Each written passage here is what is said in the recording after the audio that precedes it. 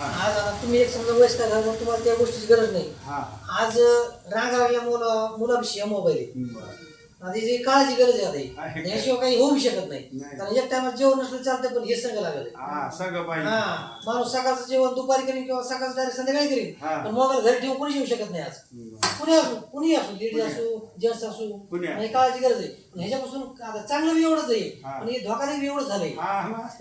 इतकं धोकादायक झालंय आता की आता हे फोन आला की डायरेक्ट आपण इथं लावतो. आपला इथं मेंदू आहे. आता हार्ट अटॅकची माणसं आमच्या गावातले जो 3 माणसं येतात 3 माणसं ऑप्शन येतात या मागल्या